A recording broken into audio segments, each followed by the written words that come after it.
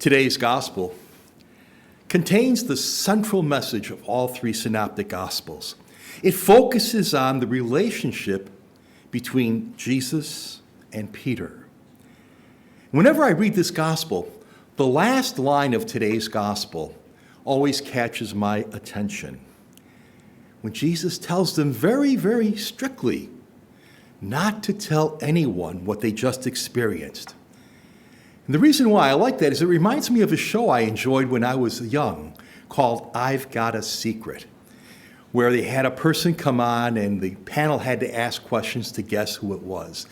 And I remember one of my favorites from 1964, when they had a retired insurance salesman and a gas station operator who used his first retirement check from Social Security of $105 to open a restaurant. He was later identified as a man named Harlan Sanders, who we might know as Colonel Sanders, whose face is very familiar to us for being the founder of the international multi-billion-dollar Kentucky Fried Chicken franchise, which also brought a fortune to the cardiology practice around the world. But the key line of the gospel is the confession of Peter. And it's at the very center, physically, of every synoptic gospel. That was part of the style of ancient writing, is to put the most important thing right in the middle, the first half leading up to it, the second half following from that. It's a hinge to what comes before and after. And if we look at what happened last week in Matthew's gospel, Jesus was approached by a Canaanite woman, and she came begging him to help her daughter. Jesus said, I was only sent to the children of Israel. His disciples said, get rid of her, send her away. She kept begging, and Jesus changed his mind. He helped her and cured her daughter. A lesson there that maybe sometimes we who think we know a lot about our faith and religion might need to change some of our perspectives. And next week, the other end of the hinge, Peter had just been praised by Jesus. And then Jesus is going to say, and now I need to go to Jerusalem, and I need to address the political and religious corruptions there in Jerusalem. Peter says, you can't go. They'll kill you. And then Jesus turns to Peter and says, get behind me, Satan. You are thinking as humans do, not as God thinks. Satan, what a thing to be called. The father of lies, the one we first meet in Genesis, who distorts the word of God and causes confusion. Now, I've got to tell you, I have stood before you for almost 30 years, interpreting the Bible and sharing my faith in the good news of Jesus Christ with you. But I have a confession to make. When I read the book of Genesis, and I see the beauty and the goodness of God's creation, and then I see what pollution, climate change, and disasters such as the fires in Maui are doing, quite honestly, I feel like garbage. When I hear the nightly news, and I hear about the political divisions, the war, racial tensions, violence on the street, human trafficking, religious leaders arguing with one another, I feel like garbage. That puts me in a bad mood, makes me grouchy. And I don't like that part of me. And I'm sure people don't like to be around me when I'm feeling like that. But fortunately, I have furthered my education with our 16-month-old granddaughter, and I've learned some very valuable lessons from Sesame Street. When I'm grumpy and I feel like a grouch, Oscar reminds me that just because you feel like garbage doesn't mean you can't do great things.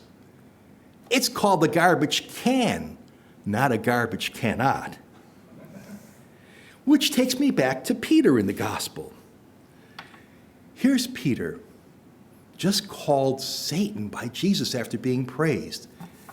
I can imagine he felt like garbage, especially because Jesus challenged his way of thinking. But wait a minute. In today's gospel, Peter left that meeting knowing, I've got a secret. I know the true identity of Jesus. He's the Messiah, the Christ, the Son of the living God. But what good does that do? He pulls out a sword and then runs away in the Garden of Gethsemane. Shortly thereafter, he denies Jesus 3 times. If Peter, who had first-hand knowledge of who Jesus was, denies Jesus, what does that mean for you and me?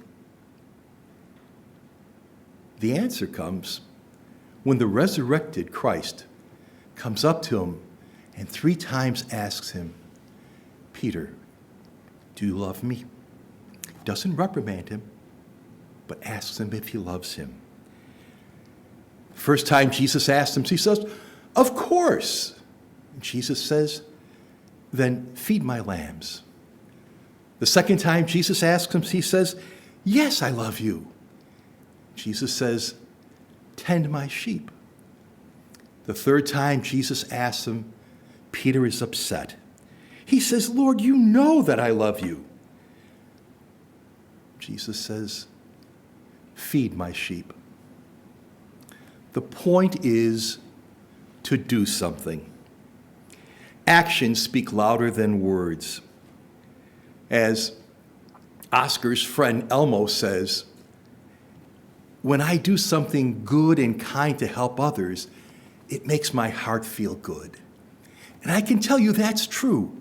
When I'm feeling grumpy and I help someone do something kind, it does make me feel better. And then later in Matthew 25, Jesus will say, who will be entering the kingdom of heaven? When I was hungry, you gave me to eat.